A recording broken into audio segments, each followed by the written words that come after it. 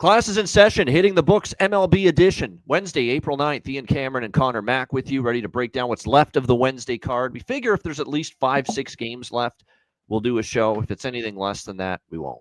That's basically going to be the standard moving forward. Less than 5 games, not enough meat on the bone to do a show, but we still have 5-6 games here on this Wednesday slate to break down. We won't have a show tomorrow because there's only a couple games at night. Everything else is during the day, and we'll be back on Friday.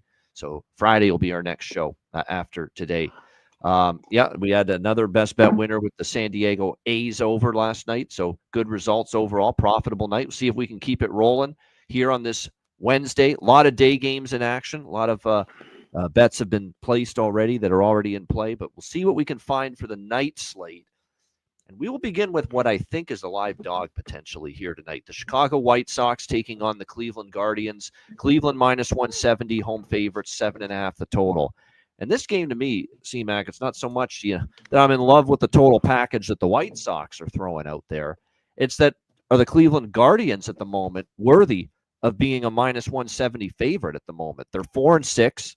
They're coming back home off a, dismal road trip for the most part. They got swept in San Diego. 3 of 4 they lost to the Angels. They did win the first game of this series back home against the White Sox yesterday, 1-0 shutout. But again, that game was tooth and nail. It wasn't a comfortable victory. We've got Sean Burke on the mound here for the White Sox, and he's had one good start. He's had one bad start. So who knows what we're going to get from him here. We'll know more about Burke moving forward, but I'm okay fading Cleveland and specifically Logan Allen, the lefty, at this price. I mean, to me, he's not someone I trust. He got ripped by San Diego in his first start, 4 runs, 7 hits, 5.1 innings. I know the Padres have a good lineup. This is not that same lineup, obviously. But again, I just don't see enough to like in Cleveland. And their bullpen, which we love historically, bullpen hasn't been great this year, Cleveland. They got a 4 ERA with that pen. White Sox bullpen we know is not good either. But I think this is too big of a price here for Cleveland. I don't trust them enough. I think it's worth a shot. And look, I kind of felt this way earlier this afternoon about the Marlins and the Mets, and it came through for me. I took a shot Miami first 5, full game, money line split, and we ended up cashing both. I'm going to do the same thing here. A first 5, full game, money line split here on the Chicago White Sox in this game. C-Mac, what do you think here? Yeah, I think their first 5 here, there's some value. It's like, what do you get? Both these pitchers I really don't like. Burke can get ripped. I mean, he did in the minors. And he had a couple good starts in last year. He has a great start, and then we see kind of the bad where he gave up 6 runs. And I just, am not a fan of Logan Allen. I mean, especially at this price, I totally get it. Cleveland's, own the White Sox. They've been awful. But I definitely see some value. The White Sox got to get the bats going. This is a shitty lineup. But Robert needs to get going. Vaughn needs to get rolling here. He had some good numbers off Logan Allen in the 2-hole versus a lefty. So look to him. I in a prop have something small. 8 for 17, 3 doubles and a homer. So look to Vaughn. Hopefully get something going. I think he's only hitting 114 with a homer, but good numbers. All right, Toronto Blue Jays, Boston Red Sox. We've got Gausman taking on Tanner Houck in this matchup. Boston minus 130, home favorites, 8.5 the total. Look, Toronto's won the first 2 games of this series, and Boston's probably urgency level ramped up a little bit. 0-2 so far in this series against the Blue Jays, but I'm not laying a price with them or to Houck. I don't like what I'm seeing from Tanner Houck so far to start the year. He's been mediocre at best. He's been hit around a little bit in each of his first 2 starts. Blue Jays are starting to get the bats going a little bit the last 2 games. Gausman probably has the pitching edge. The one fear with Gausman is Kevin Gausman doesn't have his best numbers at Fenway. He's got a 4 ERA here at Fenway Park in his career. This has been a place that's given him some trouble in the past. So I'm going to go with Jays team total over 3.5, sprinkling as well on the Jays' first 5 full game.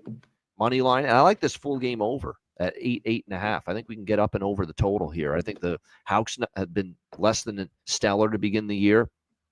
Gausman certainly, I think, has a little bit of an edge, but some Red Sox have had success against him.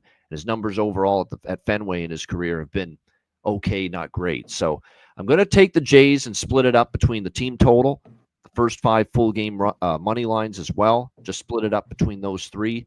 And in addition to that, I'm also on the over here, 8.5. C-Mac, what do you think?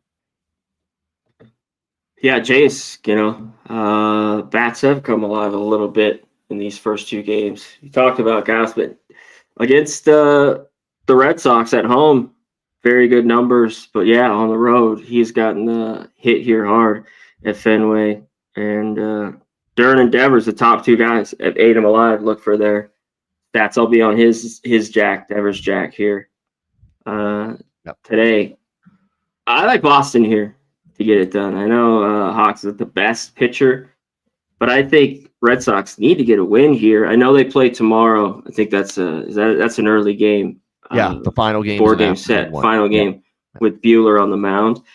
The price is a little expensive here with the Red Sox. I don't take a ton of, their team total 4.5 plus 115.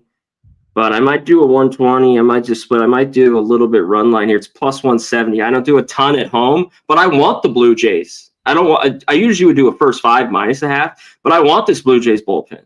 They've been all right, but I don't think they're very good.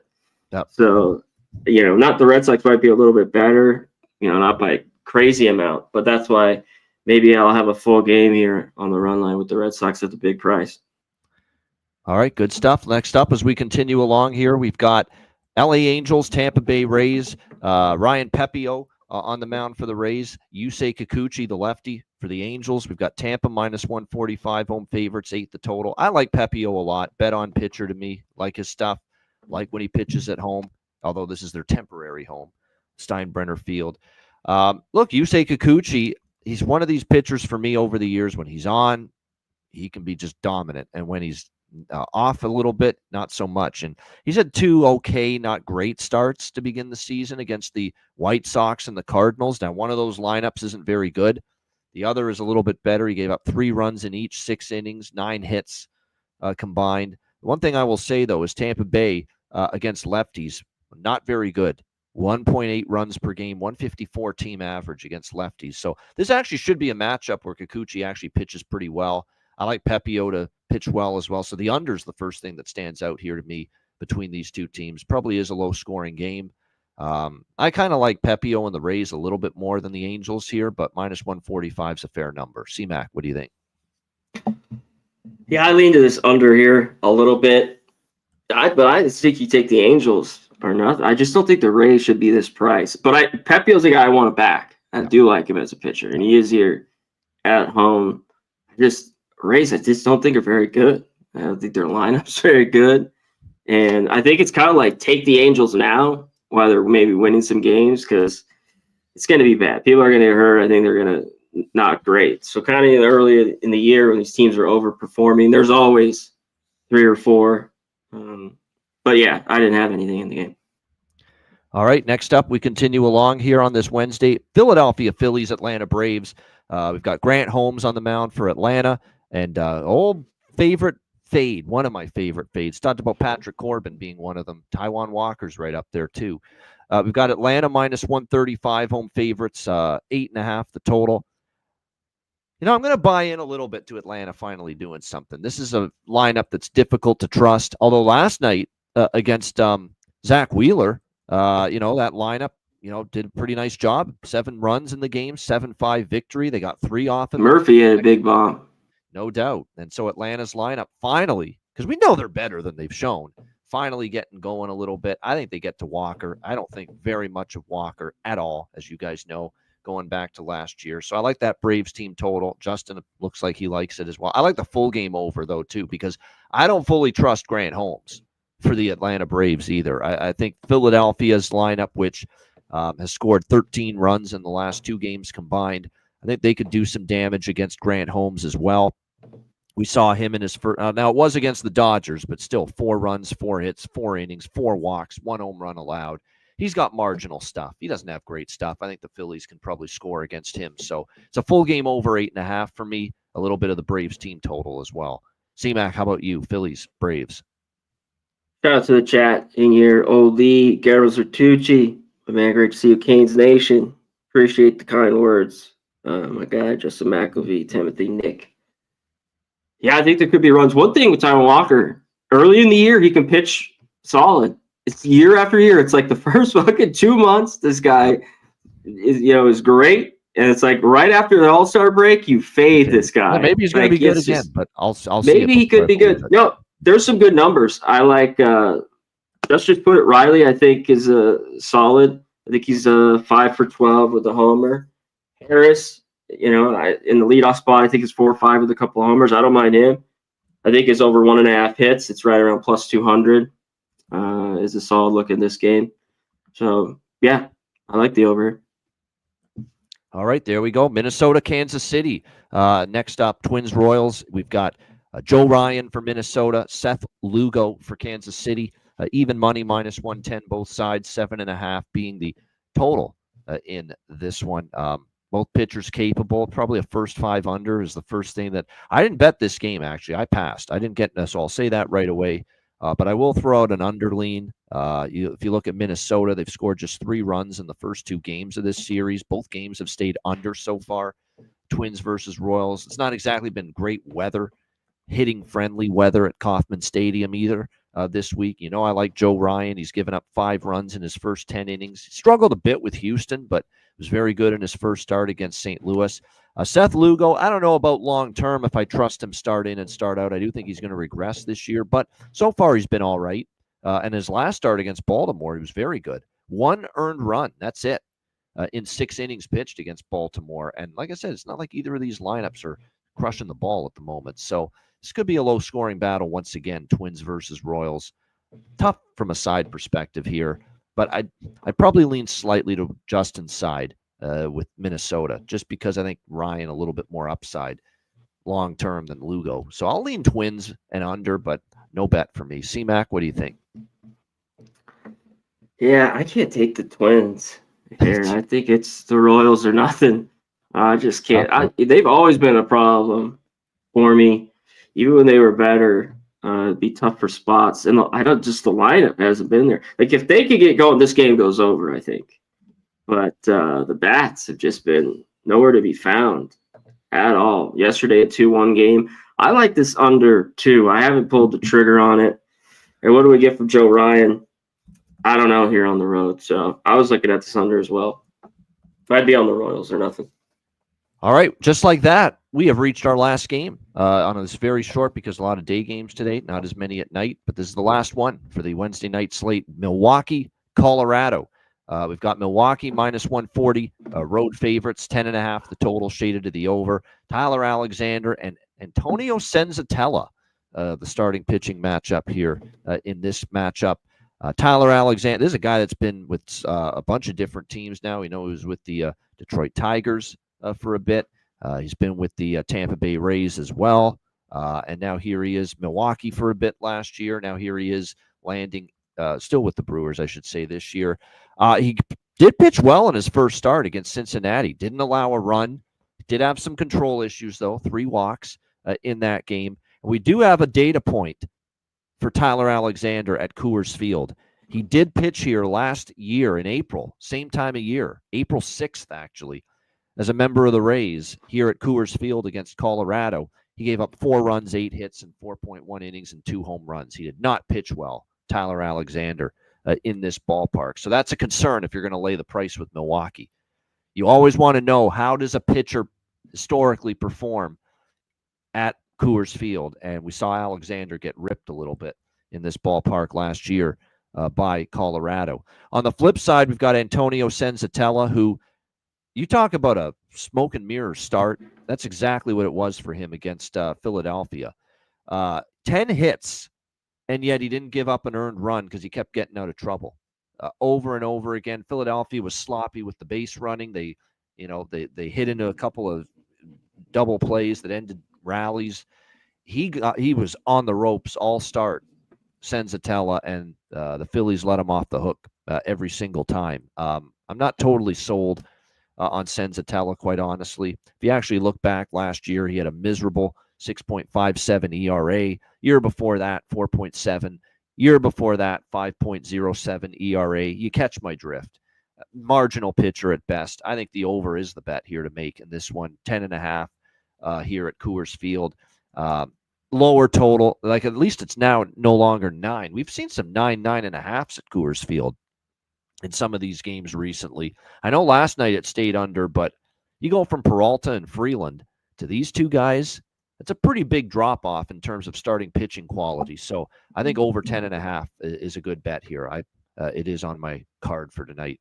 What do you think here, CMAC? Brewers, Rockies? Yeah, Senzatella, the numbers are looking great. For all the hits he's given up, the whip for getting it out. I like the over too. I think there's runs. I think the Rockies, these bats have been just at the bottom of the league. I mean, 29, 30, it seems like in every category. They're at home. Like this is the guy I think they can get to. Home, the Colorado bats, at least some life at home. I think they get runs here tonight.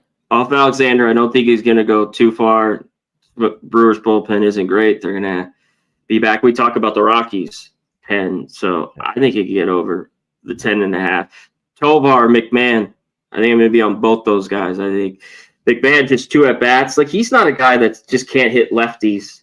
Of course he's better against righties, but 2 for 5 with 2 home runs.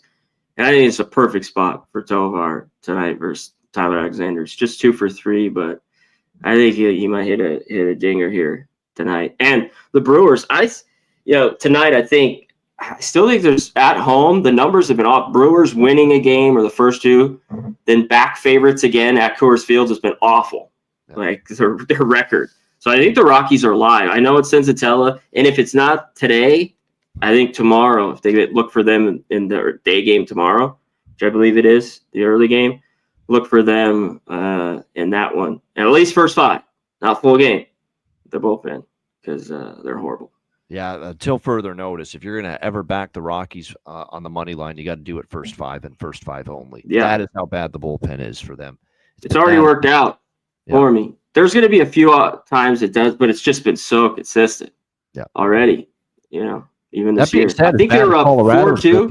As bad as Colorado's bullpen is 6.96 ERA, Milwaukee's not much better, 6.29 for them. Yeah, well, they got lit first by the Yankees in that series. But I think they were up like 4-2 against the A's. I cashed the first 5 in one of those games. And next thing you know, A's scored like 6 runs in the 6th or something like there it goes.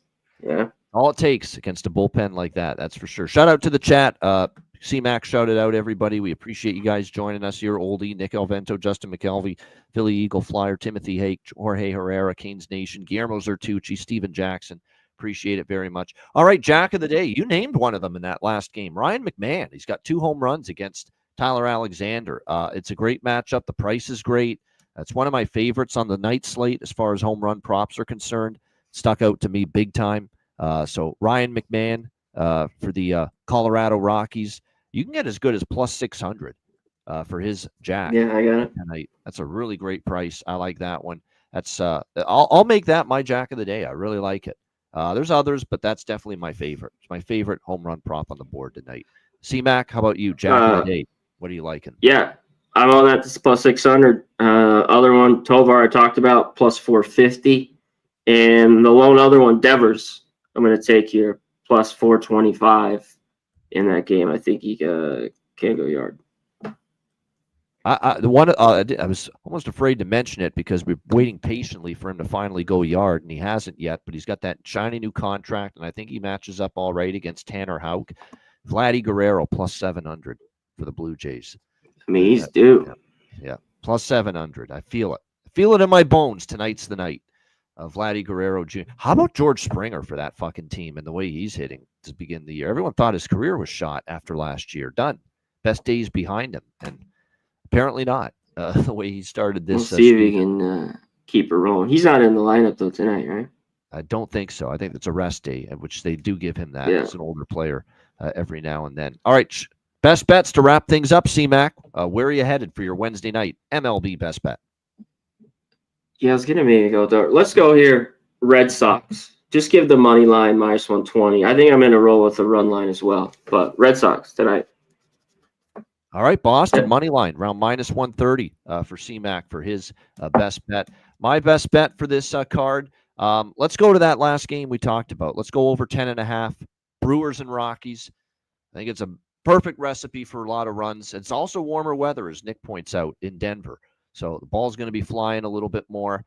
We don't trust either starter. We sure as fuck don't trust a pair of bullpens that have a 6+ ERA so far this season. So let's go with Milwaukee and Colorado over 10.5, -110 for my best bet here for this Wednesday night. Shout out to everyone in the chat.